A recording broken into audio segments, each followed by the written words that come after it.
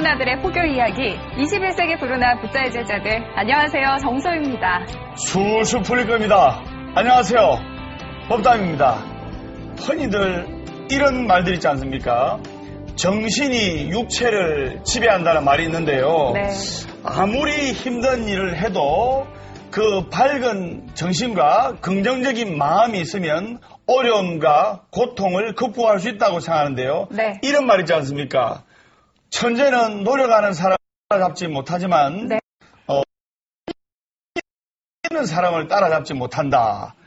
오래간만에 문자 한번 써봤습니다. 예. 그래서 스스로 즐기거나 열정적으로 생활하면 고통과 어려움을 이겨낼 수 있으리라 생각이 됩니다. 네, 맞습니다. 몸이 아플 때는 네. 약을 먹으면 낫기도 하지만 네. 마음이 아플 때는 약을 먹어도 소용이 잘 없는 것 같습니다. 그렇죠. 예. 아무래도 이 마음이 가장 중요한 네. 게 아닌가라는 생각이 듭니다. 네. 좋은 생각, 긍정적인 생각, 밝은 생각으로 네. 생활하다 보면 웬만한 바이러스점은 거뜬히 이겨낼 수가 있다고 생각됩니다. 네. 그러니까 밝은 기운과 또 기쁜 생각, 아주 활기찬 생각이 웬만한 바이러스점은 우리가 물리칠 수가 있는데요. 네. 그러니까 미워하고 원망하고 슬퍼하고 하는 것보다는 우리의 상념이 베풀고 나누고 즐거운 마음으로 기쁜 마음으로 24시간 이 상념이 차 있다면 밝은 운명으로 바뀌리라 생각이 됩니다. 네. 아무래도 이 부처님의 미소처럼 항상 네. 미소를 머금고 있다면 이 긍정적인 기운을 느낄 수 있지 않을까 네. 싶은데요. 저희가 오늘 모실 손님도 부처님의 미소를 닮은 분이라고 합니다. 네. 어떤 분인지 화면으로 함께 만나보시죠. 네. 서울 봉천동에 위치한 보리수법당. 10여 명 남짓 모인 작은 법당이지만 마음껏 수행 정진하기 위해 마련한 소중한 공간이다. 이중 보리수법당을 이끌어가고 있는 백남석 법사는 아침 저녁으로 정성껏 기도를 드리며 활발한 포교 활동을 하는 것으로 유명하다. 늘 자기보다는 남을 먼저 생각하는 게 아주 습관이 돼 있으셔서 생각과 실천이 일치가 되어 있는 그런 분이시라고 생각해요. 신도들의 두터운 지지를 받고 있는 백남석 법사는 제가 불자에게 전할 수 있는 누구나 편하게 불법을 실천할 수 있도록 생활불교를 강조한다. 애여, 이행, 봉사, 이게 다 하셨고.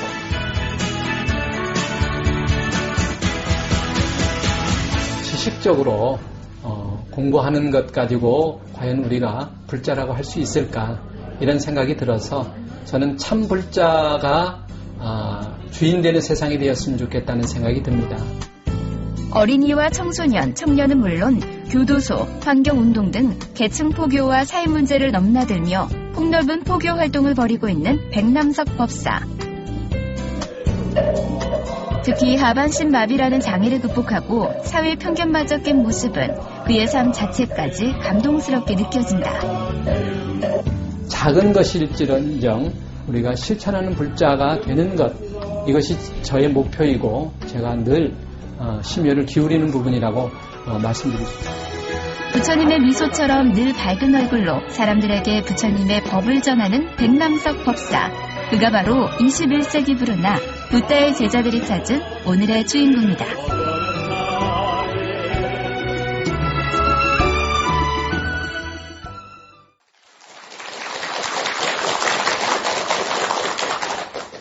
네, 21세기 부르나 붓다의 제자들, 오늘은 보리수법당의 지도법사이신 백남석 법사님을 모셨습니다. 안녕하십니까? 어서 오십시오. 반갑습니다. 네, 반갑습니다. 예. 백남석 법사님은 제가 불자로서 30년간 포교 일선에서 부처님 말씀을 전해오셨고, 그리고 포교 활동을 너무나 열정적으로 하시는 분인데요. 그곳에 활동한 기간과 활동한 곳이 너무나 많기 때문에 제가 일일이 다 열거를 못할 정도입니다. 네. 그래서 그간의 활동상을 셀프로 소개할 수 있는 기회를 드릴 테니까 셀프로 한번 소개를 해주세요. 네, 간단하게 말씀드리겠습니다. 네. 70년대에는 그 조계사에서 청년의 활동을 했었고요. 네. 그 가운데에서 돈문 스님이 계시는 대성사에서 네. 은혜를 많이 입어서 좀 보답하는 기회를 네. 어린이회 그 교사로서 예. 갖게 되었습니다. 네. 그 이후에 흥국사 포교당 노계원이라고 하는 녹야원. 곳에서 예. 7년 동안 일면 스님 모시고 어린이법회, 학생법회, 청년법회, 신도법회. 장기 기증하시는 네네, 일면 스님. 네. 예. 그렇게 해서 녹야원에서 7년 동안 활동을 하다가 많은 곳에서 법회 요청이 들어왔습니다. 네. 불교 신분 같은 데서는 제가 워낙 어린이 행사, 학생 행사를 달마다 하니까 신문 기사가 없으면 원고를 좀 보내달라고 전화가 올 만큼 많은 행사를 했었죠. 그러다 보니까 대불련, 대불청, 또 지금은 법륜 스님이십니다만은 최석호 법사님이 은평구에 그 정토 포견을 할 때 거기서도 법문을 해달라고 요청이 오고 이렇게 외부에서 자꾸 이제 요청이 와서 일면 스님 굉장히 서운하셨을 거예요. 굉장히 저를 잡고 신도님들은 우시고 그러는데도 7년 만에 저는 이제 그 법당을 나와서 이제 시내로 진출을 했습니다. 활동하신 내역을 보면 계층 포교부터 뭐 환경, 사회까지 워낙 많은 분야에서 활동을 하셨고 그 공로를 인정받아서 포교 대상 또 뿐만 아니라 불이상 시상식에서도 상을 받으셨다는 얘기를 들었습니다. 지금 하나만 하기도 어려운 세상인데 정말 여러 가지 일을 하고 계시거든요. 그 원동력이 궁금합니다. 저는 그 몸이 좀 불편하거든요. 몸이 불편해서 어머님에게는 아마 죽을 때까지도 불효일 것 같아요. 늘 마음이 아프실 거고, 또 늘 걱정이실 거고요. 바깥에서는 법사라고 해서 뭐 존경받든 인기가 많든 그것은 바깥에서 일이고, 집에서는 어머니에게는 늘 부족한 자식이고, 또 걱정스러운 자식이고, 그래서 어머님을 위하는 마음을 생각한다면 이렇게 한가하게 있을 수는 없을 거라는 생각이 들어서 늘 어렵고 뭔가 힘들 때는 어머님을 생각하면 힘이 납니다. 백남석 법사님한테는 바로 어머님이 화두이자 부처님 같은 분이라고 생각됩니다. 어린이, 그리고 청소년, 그리고 대학생, 그리고 청년, 교도소, 군법당 등 이렇게 포교활동을 안 하신 곳이 없으신데요. 정말 다양한 각계각층의 불자들을 만나고 계시는데요.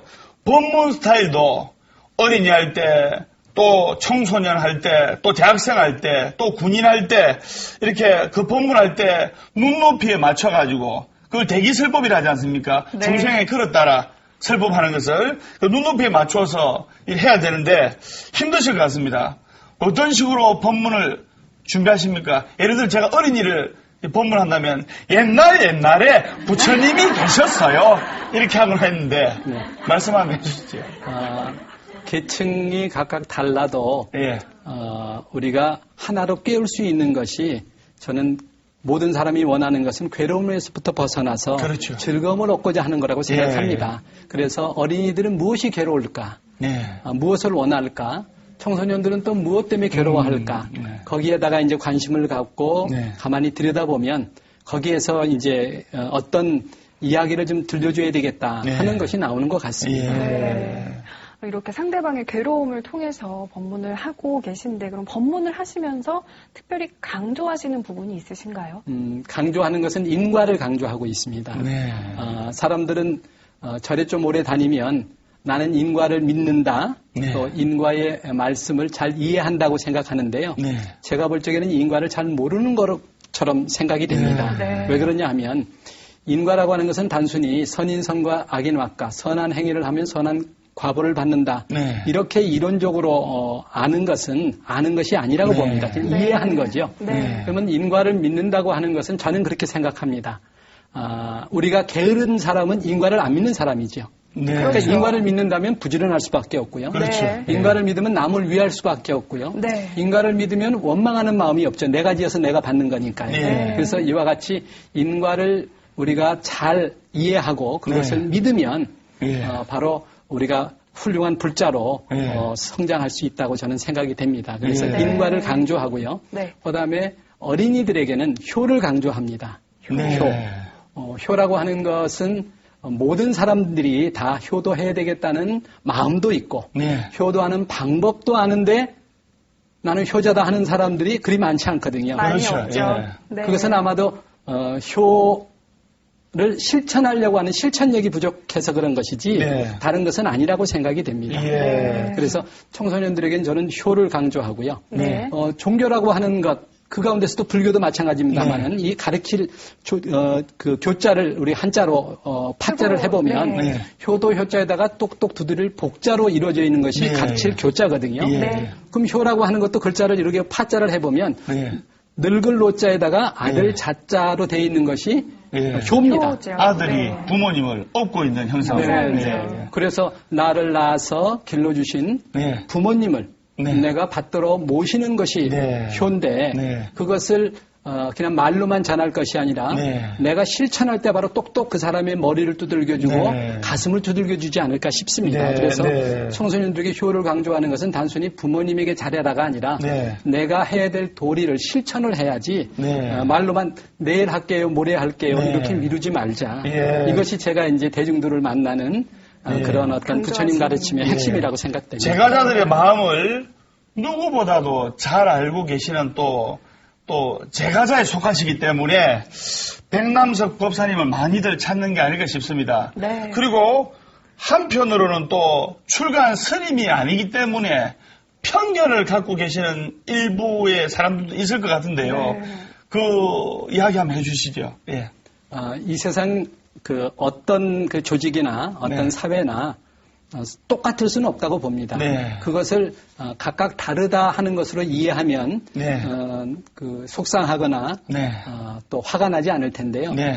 그것을 이제 편견이라고 보는 것도 그 사람의 성격이나 시선이라고 네. 생각이 됩니다. 다를 네. 수밖에 없다 그래서 네. 다름을 인정하고 네. 내가 그 자리에서 잘할 수 있는 것 네. 그것을 해나가면 되지 네. 굳이 뭐 스님들은 인정받는데 나는 애써도 왜 인정 못 받느냐 네. 그것 자체가 저는 네. 잘못된 생각이라고 봅니다. 네. 네. 정말 이야기도 너무 잘하시고 저희가 사실 본 이 인상이 얼굴이 참 호감형이네요. 예. 네.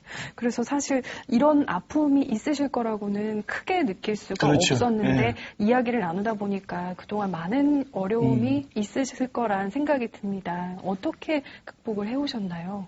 어려움이라고 하는 것은 이제 어렵다고 생각하면 한없이 장벽이 될 것 같고요. 네.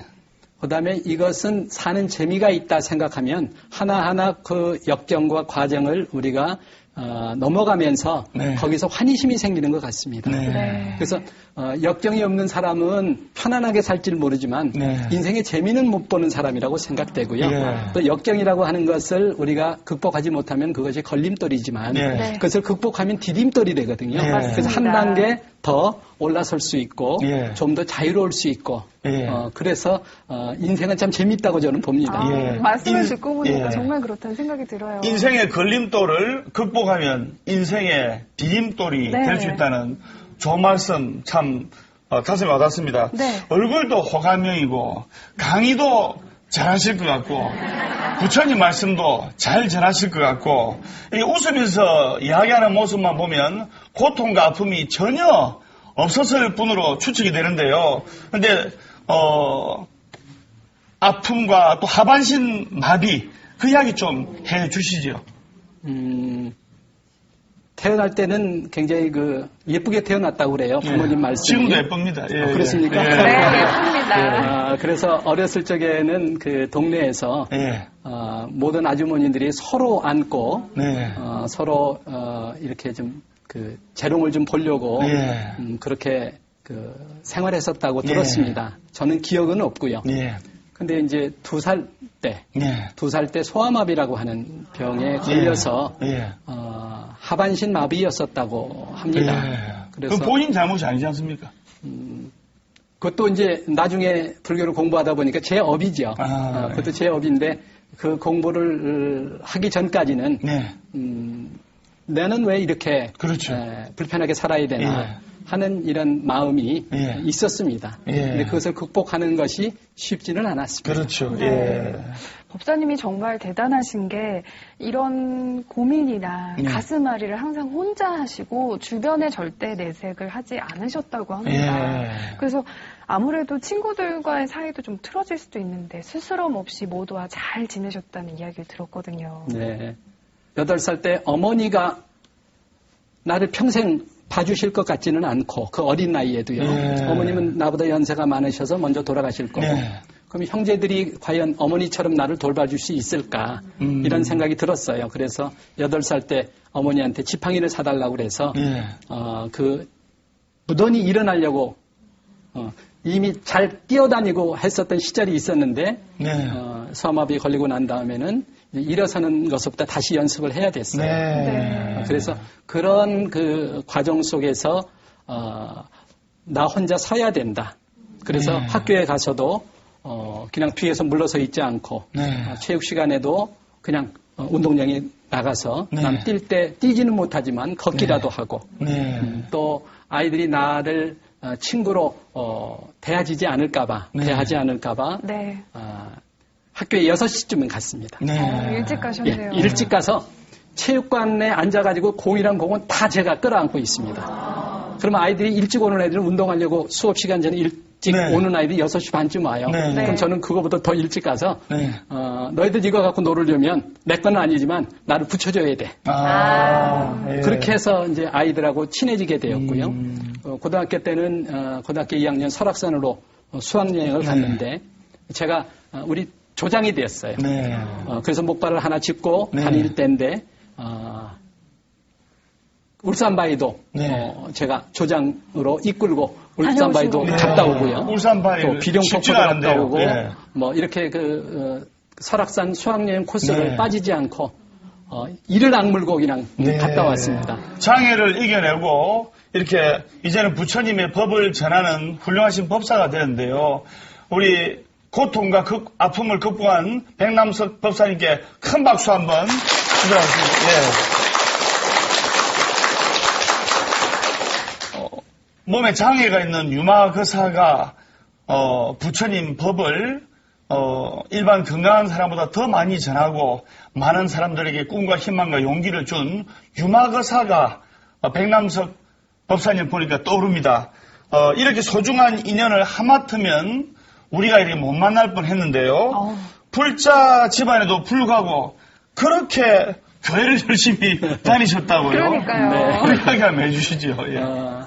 어머님 따라서 이제 어머님이 다니시는 절을 갔는데 지금 기억으로는 그게 그 불교 경전이었어요. 기도집. 그래서 천수경도 있고 반야신경도 있고 요즘처럼 한글로 되어져 있지 않고 전부 다 한문으로 되어져 있는 책이었습니다. 그래서 거기에 계시는 스님께 그 뜻을 물었더니 잘 모르겠다. 이런 말씀을 하셔서 우리 어머니가 믿는 종교는 어머니의 종교고 내 종교는 아니다. 어머니 보고 다니시지 말라고 할 수는 없고 저는 이렇게 그 잘 모르는 거 설명도 안 되는 종교를 가질 수는 없지 않느냐 이런 생각을 했었습니다.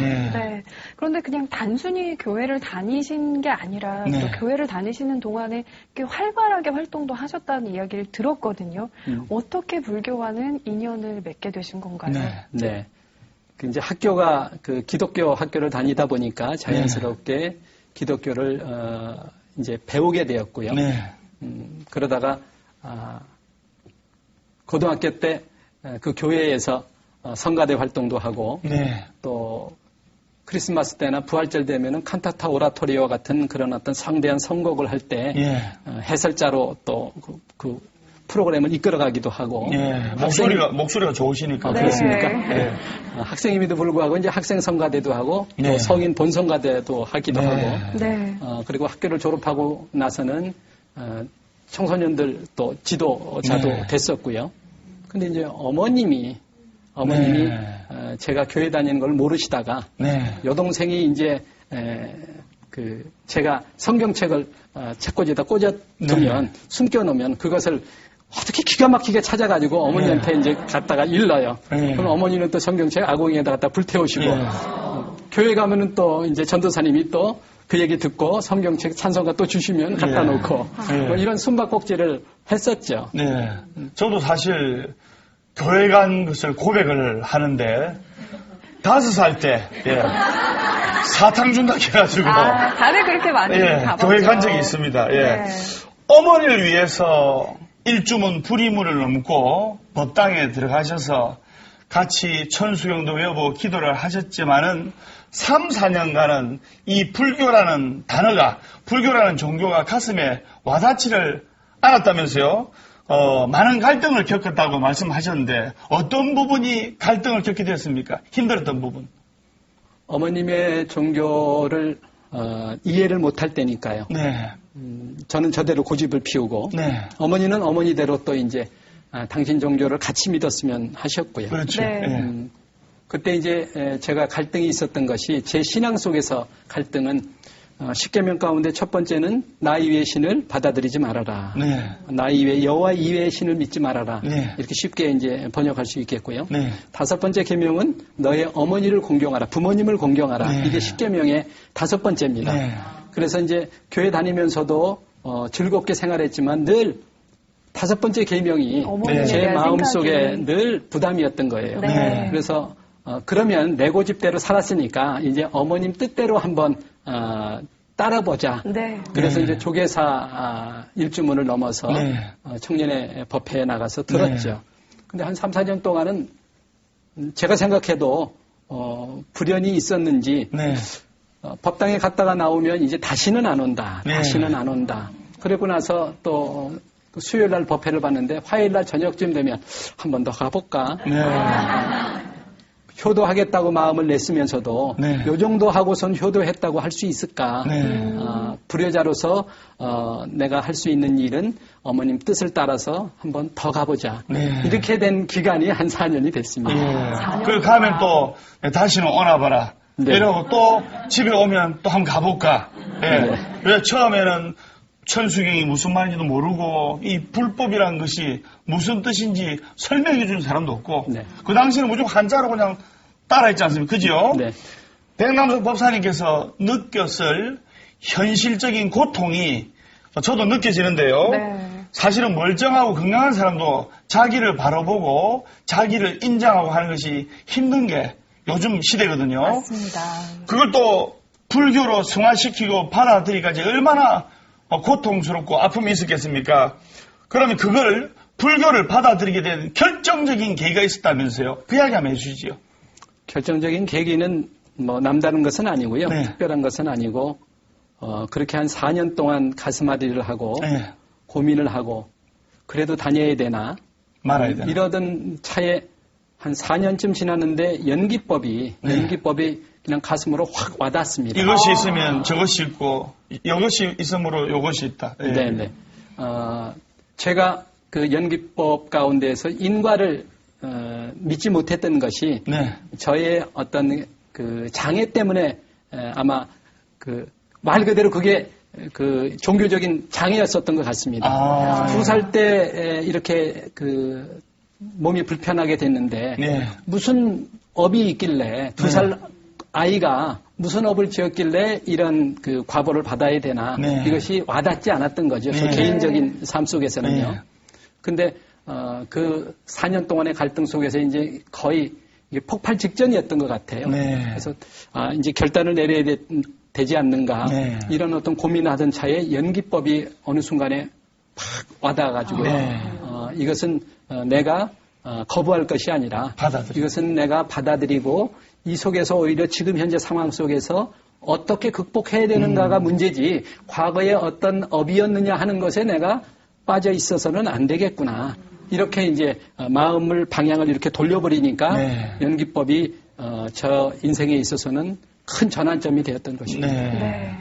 이렇게 연기법을 통해서 새로운 전환점을 맞으시고 지금의 모습이 있으셨지만 사실 이 어머님의 존재가 그동안 가장 크지 않았나라는 생각이 들거든요. 맞습니다. 예. 법사님께 어머님은 어떤 존재인 건가요? 모든 존재가 다 똑같겠습니다만은 어머님께 불효자이기도 하지만 어머니는 또 넘어야 될 산이기도 했습니다. 네, 그렇죠. 어머님은 늘 제가 넘어지지 않고 살았으면 하는 마음이 있으셔서 네. 어렸을 때는 목발을 좀 사달라고 그러면 목발을 안 사주시고 네. 그냥 집안에서 그냥 이렇게 편안하게 살기를 바라시고 네. 목발을 2개 짚고 초등학교 때 다니면서 중학교 2학년 때 목발 하나를 버렸을 적에는 왜 목발을 버리느냐. 네. 왜냐면 목발 하나 버리니까 또 넘어지기 시작하는 거죠. 그렇죠. 네. 그리고 25살 때 이제 목발 하나를 마저 버리고 지금처럼 이렇게 불편하지만 홀로 서서 걷고 있습니다만은 그때마다 어머니는 늘 저를 옛날로 돌아가게 하시는 거죠. 네. 목발 짚어라, 짚어라. 사랑하는 마음에서. 네. 일부러 수계도 경기도 화성에 효사찰로 불리는 용주사 가서 수계도 받으셨다고요? 그 이야기 한번 해주시죠. 조계사에서 활동하다 보니까 그 수계를 받을 기회가 굉장히 많았습니다. 네. 조계사 정기법회 때도 수계식을 할 때도 있었고요. 또 수련대를 가게 되면 거기에서도 또 그 사찰에서 네. 수계식을 하기도 하고요. 예. 근데 저는 늘 마음속에 어떻게 하면은 어머님의 마음을 그동안에 아프게 해드렸는데 이제는 웃음으로 이렇게 사실 수 있게 할까, 네. 서로 인한 근심 걱정을 좀 내려놓게 할까 네. 하는 것이 늘 저에게는 숙제였었어요. 네. 그래서 용주사가 효행사찰이라고 하는 이야기를 네. 청년회 활동할 때 듣고 네. 용주사 주지스님이 그 당시에 지금은 입적하셨지만 정무스님께서 네. 주지로 계실 때 수계식을 그 허락받고 네. 수원 밑에 오산에 포교당이 있었습니다. 네. 수원 포교 그 용주사 포교당, 네. 오산 포교당이 있었는데 거기서 철야정진 3,000배를 하고 네. 새벽에 올라와서 네. 수계식을 했습니다. 네. 목사님과 이야기를 나누다 보니까 정말 이 효라는 단어가 네. 더 절절하게 저희한테 다가오는 것 같다는 느낌이 듭니다. 이런 과정을 통해서 이제 진정한 제가 불제자로 다시 태어나셨고 네. 그 이후에는 이제 본격적으로 왕성한 활동을 시작하셨다고요. 네. 연기법을 공부하면서 이제 저에게 다가온 그 부처님의 가르침은 바로 무아였거든요. 무아. 네. 나라고 하는 것이 바로 요 몸뚱아리, 네. 요것만이 나가 아니라 바로 모든 것들을 인연으로 해서 나라고 네. 하는 것이 존재한다. 네. 그러면은 모든 것이 다 나다. 네. 이런 어떤 그 마음이 들었던 거죠. 네. 네. 그러니까 철저하게 저를 위해서 살았던 거죠. 네. 누구를 위해서 사는 것이 아니라 그 모든 것이 저였으니까요. 그래서 네. 어떤 절에서 활동할 적에는 그 절이 제 절이었던 거고 네. 어떤 단체에 가면은 그 단체가 제 거였고요. 네. 그래서 그 사람들이 저한테 귀한 시간 내주셔서 감사하다 그러면 제가 늘 한결같이 인사한 것이 네. 아닙니다. 네. 제가 해야 될 일인데 여러분들이 이렇게 다 만들어 주셨는데 저는 그냥 와서 잠깐 동안 머물러 가는 것뿐인데 제가 감사하지요. 네. 이렇게 됐던 것이 바로 연기의 그 고마운 가르침이 예. 저를 오늘에 있게 한 것 같습니다. 예. 네. 얼굴도 호감형이고 네. 말씀도 잘하시고 그리고 대외 활동도 열정적으로 하시는 모습을 보면 숙녀분들한테도 인기도 많았을 것 같은데요. 그러니까요. 다른 분이 참 많았겠구나 하는 생각이 드는데 그래서 그런가요? 결혼을 일찍 하셨는데 몇 살에 하셨습니까? 결혼도 어머니 때문에 결혼을 했습니다. 예. 그러니까 어머니하고 관계 없는 게 없어요. 지금까지 예. 삶이요. 어머님께서는 이제 그 아들이 장애가 있으니까 장가를 못 가는 거 아닌가 이런 걱정이 늘 있으셨던 것 예. 같아요. 네. 그래서 시간이 나면 만나는 사람마다 우리 아들 좀 선 좀 볼 수 있게끔 해달라고. 근데 저는 그런 내막을 몰랐었는데 어느 날 문득 그 가족끼리 얘기하는 것을 이렇게 엿들으려고 한 것은 아닌데 네. 듣게 되었어요. 예. 그때 이제 어머님이 말씀하신 내용이 좀 아가씨를 소개시켜 달라고 했더니 네. 장애가 있으니까 장애에 있는 네. 아가씨를 만나야 되지 않겠느냐. 예. 나는 그렇게 중매를 설 수 없다. 네. 이 얘기를 듣고 굉장히 많이 속이 상하셨던 것 같아요. 네. 그래서 그때서부터 이제 결혼하자. 예. 결혼하자. 이래가지고 서둘러서 결혼을 했습니다. 네. 몇 살에 하셨습니까? 26살에 했습니다. 예. 어렸을 때 하신 편이네요. 자, 여기까지는 훈훈한 이야기였고요. 네. 이제부터 현실적인 이야기를 나누도록 하겠습니다. 원래 좋은 직장이 있었는데 어느 날 결혼을 하셔서 아이도 있고 한 상황에서 우리 백남석 법사님께서 좋은 직장을 탁 버리고 어느 날 갑자기 돈도 안 되는 법사의 길을 택하셨는데 그 이야기 한번 해주시죠. 아내 반대가 심했겠네요. 네. 집은 암사동이었고요. 예, 직장은 이태원이었고요. 예, 법당은 상계동이었고요. 예, 근데 이 설계일이라고 하는 것이 모르시는 분은 굉장히 멋진 직업인 것 같지만 예. 아주 고단한 직업입니다. 아, 그렇습니까? 1년이면은 3개월은 철야를 해야 되고요. 네. 그 중에 5개월은 야근을 해서 10시나 돼야 끝나고요. 그런 가운데서도 토요일을 하고 일요일은 상계동 그 법당에 가서 어린이법회, 청소년법회 이런 법회들을 다 이끌었죠. 네. 근데 이제 직장은 점점 바빠져 오고 네. 그러면 이제 절에는 나갈 시간이 없고 네. 그때 이제 고민이 되더라고요. 예. 저 아이들의 그 아주 희망찬 눈빛이 있는데 네. 그게 자꾸 밟힙니다. 네. 그래서 이제 둘 중에 하나를 선택해야 되겠다. 네. 직장에 올인하든지 아니면은 이거를 놓고 저쪽에 전적으로 아이들하고 네. 놀까. 근데 마침 이제 아내가 그때 막 일을 시작했어요. 사회생활을. 네. 제가 워낙 능력이 없으니까 맞벌이 한다고요. 네. 그래서 문득 생각난 게 집집마다 보니까 외벌이를 해서들 먹고 사는데 네. 우리 집도 외벌이를 해서 먹고 살면 되지 않겠는가. 네. 그래서 과감하게 사표를 내고 네. 네. 이제 법당으로 가서 스님께 말씀을 드렸어요. 네. 스님, 저 이제 직장 그만뒀습니다. 네. 이제 법당에서 제가 살랍니다. 네. 다시 돌아가십시오. 네. 저는 법사님 생활비도 못 드리고 네. 또 내가 어려서 동진 출가해서 이렇게 몇십 년 스님으로 사는데도 네. 쉽지 않습니다. 네. 제가 법사로서 네. 산다는 것은 너무 어렵습니다. 네. 이래가지고 스님이 반대를 하셨죠. 네. 근데도 제가 이제 계속해서 절에 나가는 가운데 아내가 100일 동안 몰랐어요. 그러니까요. 네. 아내분이 처음에는 몰랐다고 하셔가지고 네. 알고 나서 어떤 반응을 보이셨나요? 맨날 아침에 이제 출근하는 시간에 출근했다가 퇴근 시간에 퇴근하고 그러니까 몰랐죠. 네. 근데 이제 아무래도 오랫동안은 숨기기가 어렵죠. 네. 그래서 이제 알게 되었고 알게 되니까 또 100일 동안은 아내가 말을 안 했어요. 너무 화가 나서. 화가 나죠. 예. 그거를 하느냐 안 하느냐가 문제가 아니라 네. 왜 상의를 안 하고 하느냐 부부인데. 당시에는 많이 서운하셨을 것 같아요. 그래서 말을 안 했어요. 근데 참 지혜로운 사람이라 딱 3마디는 했어요. 3마디. 아침에 나가면 다녀오세요. 네. 갔다 오면 다녀오셨습니까? 네.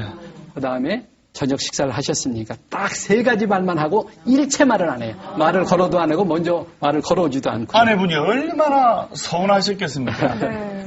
그리고 법사의 길을 택하면 어디 생활비가 아내한테 고정적으로 들어오는 것도 아니고 자식 키우는 아내 입장으로 좀 불안하거든요. 그래서 지금까지 그래도 잘 사시는 거 보면 백남석 법사님 대단하십니다. 예. 그리고 또 아내분이 대단하신 분이고 네. 처음에는 어머니가 부처님이었다면 그때부터는 아내분이 부처님이었습니다. 그죠? 네, 네. 네. 예. 그러면 아내분에게 정말 30년 넘게 내조해 주신 아내분에게 감사의 영상 편지 카메라 보고 한번 띄우시죠. 네. 이때 잔잔한 음악이 깔립니다. 예. 최정희 보살님 고맙습니다. 부모님은 자식이기 때문에 숙명으로 받아들이면서 평생을 살아야 되지만 배우자는 선택할 수 있는 여지가 있었는데도 불구하고 고난의 길을 선택해 준 것도 고맙고 또 당신을 편안하게 해줄 수 있는 기회마저도 오히려 스스로 포기하고 제가 갈 수 있는 길을 갈 수 있게끔 이렇게 보살펴주는 보살로 함께 해주셔서 고맙습니다. 당신의 뜻대로 이 길을 끝까지 꿋꿋하게 잘 가겠습니다. 고맙습니다. 네, 박수 한번 드리죠. 예. 백남석 법사님의 말씀 중에 선이란 마음을 닦는 수심법으로 몸소 체험을 통해 증득해야 한다. 이런 말이 떠오르는데요. 참 좋은 말씀이고 우리 불자님들이 자기 자신을 돌아봐서 열심히 기도해야겠다는 생각이 듭니다. 네. 아내분께 이 띄우는 영상 편지에서도 참 여러 가지 생각이 스쳐가시는 것 같다는 느낌을 받았어요. 법사의 길을 택하셨지만 네. 쉽지 않은 길이었던 만큼 어려운 점이 분명히 있으셨을 겁니다. 어떤 점이 가장 어려우셨나요? 저 스스로를 이겨내는 게 제일 어려웠던 것 같습니다. 네. 저도 너무 힘들 때는 늦잠도 자고 싶고 네. 또 여행도 가고 싶고 네. 그렇지만 제가 이 길을 가겠다고 마음을 내고 네. 또 가족들을 이렇게 보살피지도 않고 네. 이 삶을 살기 때문에 저와의 싸움을 저는 잘 헤쳐나가야 될 것 같습니다. 네. 네. 지금 작은 법당도 운영하고 계시는데요. 네. 법문화로 간절해서 백남석 법사님 계신 절에 앞으로 다니고 싶습니다. 이러면 다른 스님들은 그냥 뭐 따뜻하게 맞아준다든가 반대는 안 하는데 백남석 법사님은 오지 마세요 하면서 못 오게 하셨다면서요. 그 이야기 한번 해주세요. 예. 포교사는 그 다음에 법사라고 한다면 네. 불법을 모르는 사람들에게 법을 전하는 사람이 돼야 된다고 하는 그렇죠. 원칙을 가지고 있습니다. 네, 예. 이미 불법 안에 들어와 있는 사람을 저희 법당에 오시게 한다고 하는 것은 네. 이것은 욕심이라고 생각이 됩니다. 네. 우리가 이 세상을 살면서 많은 유혹을 받게 되는데요. 네. 저라고 왜 그 욕심이 없겠습니까? 네. 교당을 좀 키우고 싶고 많은 신도들을 오시게 해서 네. 좋은 법을 전해서 그분들을 이고등락, 괴로움에서 네. 벗어나 행복하게 해드리고 싶은 마음은 있지만 네. 이미 어딘가에 소속되어 있다고 한다면 네. 그것이 바로 그분들이 네. 수행할 수 있는 수행처라고 생각을 합니다. 네. 그래서 그분들은 그곳에서 수행하시고 네. 저에게 관심이 있으시다고 한다면 네. 주변에 불자가 아닌 분들을 소개하신다면 그분들은 받겠습니다. 가정주인들요? 네네. 네. 그래서 저희 지금 법당 식구는 많지 않습니다. 네. 많지 않은데 천주교에 다니시다가 오신 분들, 교회 다니시다가 오신 분들 네. 주로 이제 그런 분들이 한 반수가 되고요. 네. 나머지 반수는 불자이긴 한데 이제 신행생활을 하지 않고 전에 불자였던 분들 이제 재발심하게 하는 분들로 지금 함께 활동하는 식구가 되어 있습니다. 네. 네. 법사님께서 이렇게 활동을 이어오신 지가 벌써 30여 년이 됐다고 네. 이야기를 들었어요. 정말 긴 시간이거든요. 네. 가장 보람을 느끼실 때는 언제였나요? 사람들이 기뻐할 때가 제일 보람이 있습니다. 행복하고 기뻐할 때. 네네. 어떤 고민이 있을 때, 네. 걱정이 있을 때, 이혼의 위기, 네. 자식의 문제로 인해서 죽고 싶은 마음이 들었던 분들, 이런 네. 분들과 함께 하면서 그분들이 삶의 활기를 되찾게 되고, 네. 이제 어떻게 살면 되겠다 하는 길을 발견했습니다 하는 네. 이야기를 들을 때 행복했고요. 예.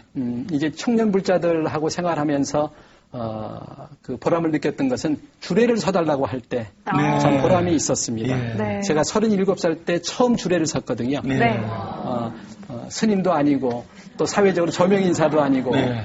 또 건강한 사람도 아니고 근데 저로서도 하나의 장애를 저는 극복한 계기였습니다. 네. 다른 거는 다 다닐 수 있었는데 네.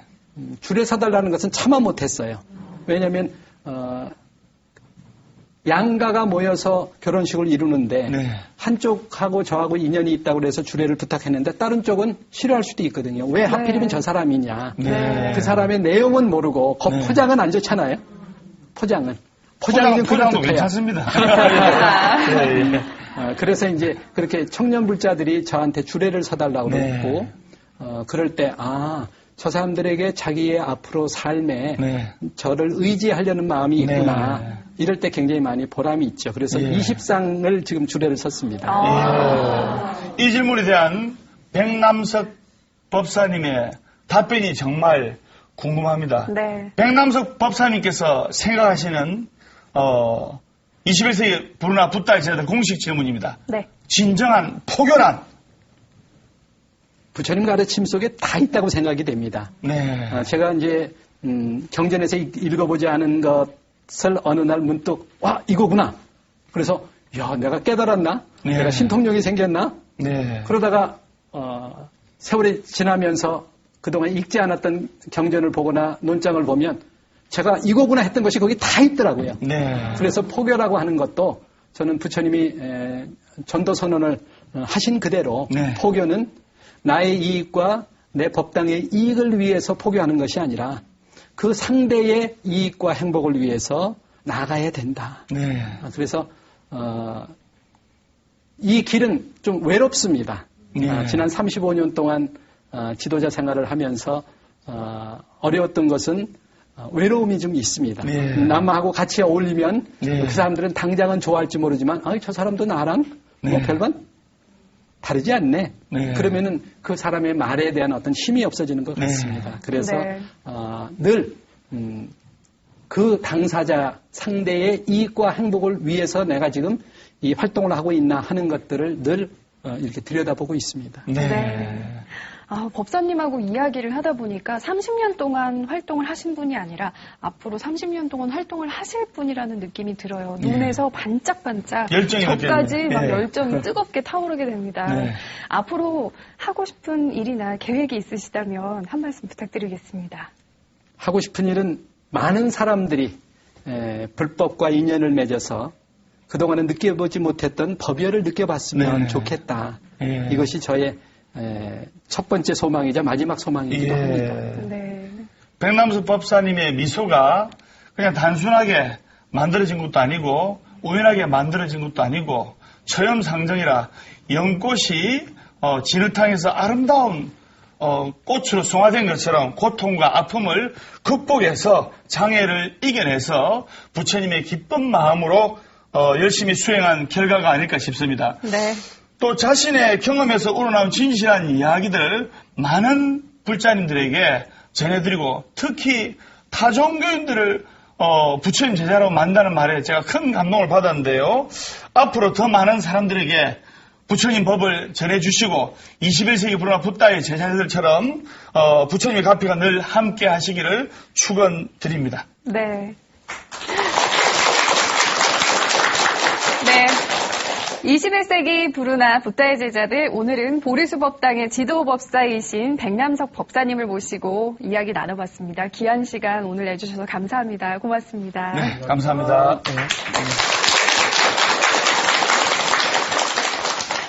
오늘 감동적인 드라마 한 편을 본 것 같은 느낌이 있는데요.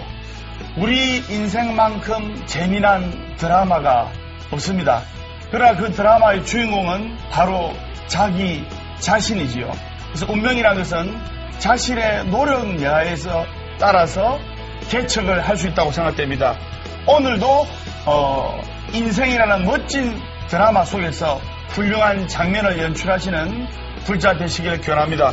운명도 내가 만들고 그리고 운명도 내가 개척합니다. 행복은 바로 우리들 자신에게 달려있다고 생각이 됩니다. 맞습니다. 오늘 정소희 아나운서 소감이 어떻습니까? 스님 말씀처럼 정말 한 편의 드라마를 보는 것 같다는 생각도 들었고요. 정말 마음 먹기가 중요하다는 생각을 다시 한번 해보는 시간이었습니다. 그렇죠. 21세기 부르나 붓다의 제자들, 저희는 오늘 여기까지입니다. 다음 시간에 다시 찾아뵙겠습니다. 함께해 주신 여러분 고맙습니다.